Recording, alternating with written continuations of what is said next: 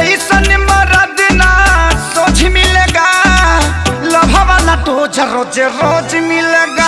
हमारा जैसन मरद ना सोच मिलेगा, लभा वाला तो रोज रोज मिलेगा, रोज रोज मिलेगा।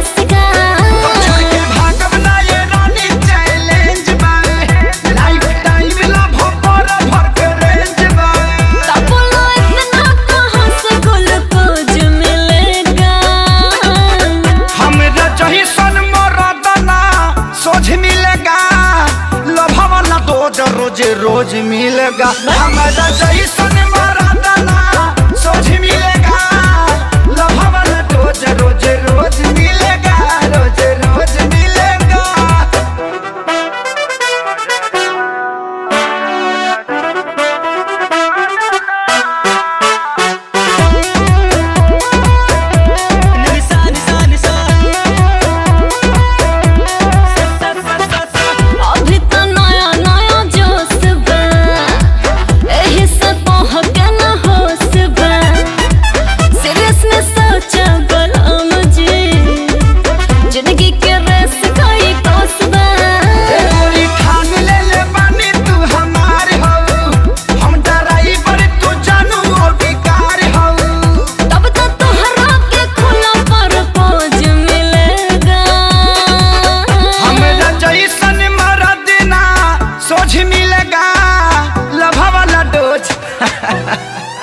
हमारा जैसन मरद ना सोच मिलेगा, लभा वाला रोज रोज रोज मिलेगा, रोज रोज मिलेगा।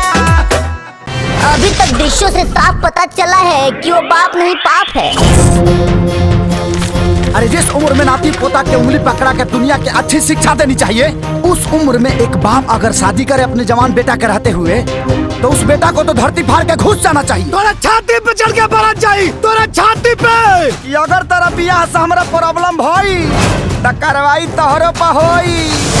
बाबूजी, आज के बाद ते हमार बेटा ना पट्टेदार है।